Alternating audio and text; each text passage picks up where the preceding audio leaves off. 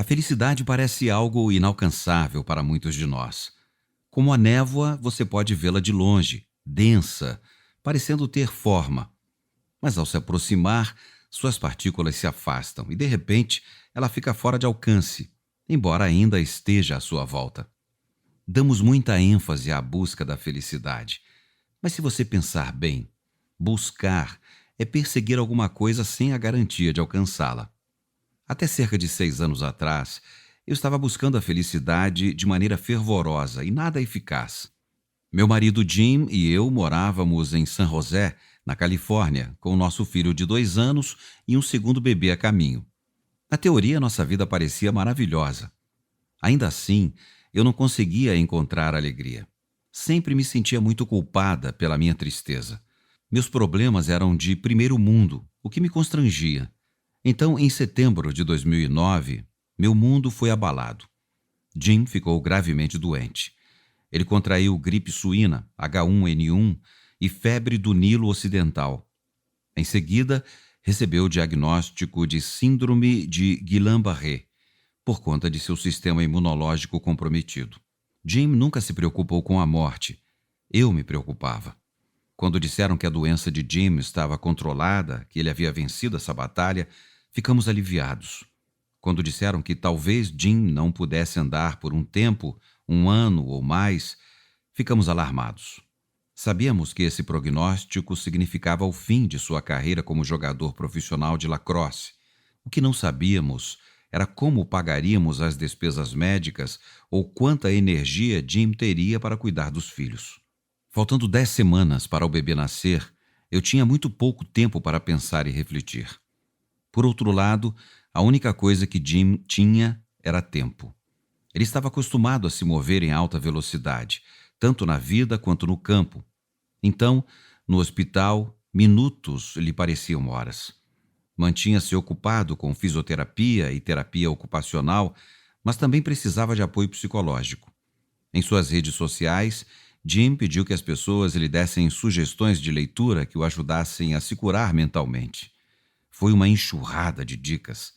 Livros e gravações de áudio eram entregues em seu leito com bilhetes sobre como tinham ajudado muito depois de alguma dificuldade que aquela pessoa também havia enfrentado e superado. Jim passava os dias lendo livros motivacionais de Tony Robbins e Oprah ou assistindo a TED Talks, como A Poderosa Revelação pelo Derrame, de Jill Bolte Taylor, sobre os impactos do trauma cerebral.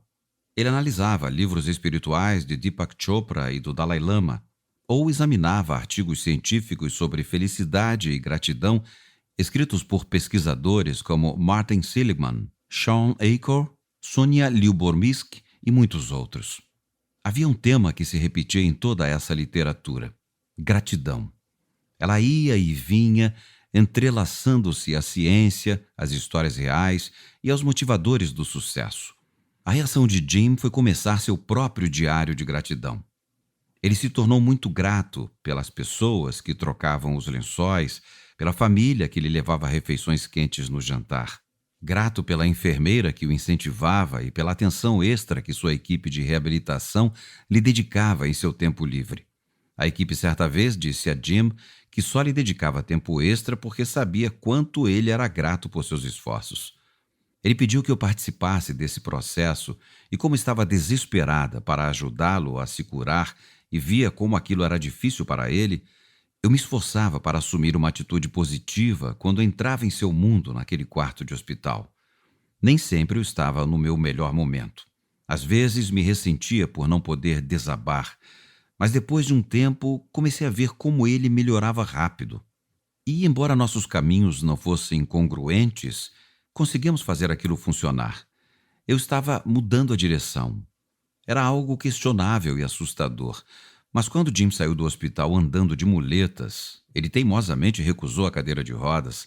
Apenas 6 semanas depois de ter sido levado de ambulância para o pronto-socorro, concluímos que havia algo mais em sua cura do que apenas pura sorte. Um dos primeiros livros que influenciaram Jim foi Florescer, de Martin Seligman. Psicólogo e ex-presidente da Associação Americana de Psicologia, Seligman foi responsável por definir o termo PERMA, a raiz de muitos projetos de pesquisa em psicologia positiva em todo o mundo.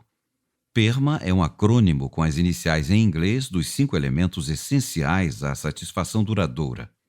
Emoção positiva, positive emotion, paz, gratidão, contentamento, prazer, inspiração, esperança, curiosidade e amor se enquadram nessa categoria. Engajamento, engagement, quando nos desligamos de todo o resto ao realizar uma tarefa ou um projeto, temos a sensação de que o tempo voa porque estamos muito engajados. Relacionamentos, relationships. As pessoas que têm relacionamentos positivos e significativos são mais felizes do que as que não têm. Significado, meaning. O significado vem de servir a algo maior que nós mesmos, seja por meio de uma religião ou de uma causa que de alguma forma ajude a humanidade. Todos nós precisamos de significado em nossa vida. Realização, accomplishment, achievement. Para sentir uma satisfação significativa com relação à vida, devemos nos esforçar para melhorar a nós mesmos. Pouco a pouco, trouxemos esses 5 princípios para nossas vidas. Jim voltou para a Universidade Wilfrid Laurier, em Ontário, para pesquisar neurociência, e nós prontamente criamos a consultoria Plasticity Labs, a fim de ensinar aos outros o que tínhamos aprendido sobre a busca da felicidade. Como nossas vidas passaram a incluir mais empatia, gratidão e significado, parei de me sentir triste. Então, quando vejo o ceticismo direcionado ao movimento da psicologia positiva, levo-o para o lado pessoal. Esses críticos têm algum problema com a gratidão, com relacionamentos, significado, esperança?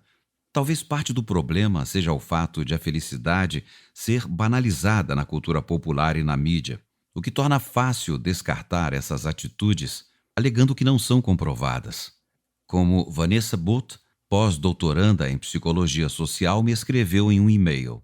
Um dos equívocos sobre a felicidade é achar que ser feliz é ser animado, alegre e contente o tempo todo. Ter sempre um sorriso no rosto. Não é isso. Ser feliz e levar uma vida enriquecedora tem a ver com aceitar que coisas ruins venham junto com as boas e aprender a ressignificar as ruins. No artigo Emo Diversity and the Emotional Ecosystem, Diversidade Emocional e o Ecossistema Emocional, publicado no Journal of Experimental Psychology, o pesquisador Jordi Cuibar mostrou que experimentar uma grande variedade de emoções, tanto positivas quanto negativas, estava relacionado ao bem-estar mental e físico positivos. Não apenas tendemos a compreender mal o que é a felicidade, como também a buscamos da maneira errada. Sean Achor, pesquisador e instrutor corporativo que escreveu o artigo Positive Intelligence, Inteligência Positiva, para a HBR, contou que a maioria das pessoas pensa na felicidade de forma equivocada. O maior equívoco da indústria da felicidade é tratar a felicidade como um fim, não como um meio. Pensamos que se conseguirmos o que queremos, seremos felizes. Só que, na verdade, nosso cérebro funciona na direção oposta. Vanessa Booth concorda. Às vezes tendemos a considerar ser feliz o objetivo final, mas esquecemos que o que importa mesmo é a jornada. Descobrir o que nos deixa mais felizes e aplicar essas atividades no nosso cotidiano nos ajudam a levar uma vida mais gratificante. Em outras palavras, não somos felizes enquanto estamos buscando a felicidade. Somos mais felizes quando não estamos pensando nisso, quando aproveitamos o momento presente porque estamos envolvidos em um projeto significativo, trabalhando em prol de uma meta maior ou ajudando alguém que precisa de nós. A positividade saudável não tem a ver com esconder seus sentimentos autênticos. Felicidade não é a ausência de sofrimento, é a capacidade de se recuperar dele. E felicidade não é o mesmo que alegria ou êxtase. A felicidade inclui satisfação, bem-estar e a flexibilidade de experimentar uma gama completa de emoções. Em nossa empresa, algumas pessoas lidaram com ansiedade e depressão. Outras tiveram transtorno do estresse pós-traumático. Algumas testemunharam doenças mentais graves em suas famílias. Nós compartilhamos as experiências abertamente. Ou não. As duas formas são aceitas. Apoiamos as lágrimas no escritório se a situação assim exigir, tanto as de tristeza quanto as de alegria. Tem gente que, talvez em busca de uma nova perspectiva, até argumentou que a felicidade é prejudicial. Veja, por exemplo, os dois últimos artigos deste audiolivro.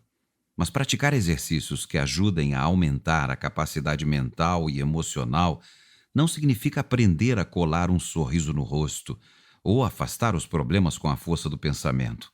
É aprender a lidar com situações de estresse com mais resiliência por meio do treinamento, assim como você treinaria para correr uma maratona. Durante meu tempo com o Jim no hospital, eu o vi mudar. No início foi de maneira sutil, mas de repente percebi que a prática da gratidão e a felicidade que decorria dela me deram um presente: ter meu marido de volta.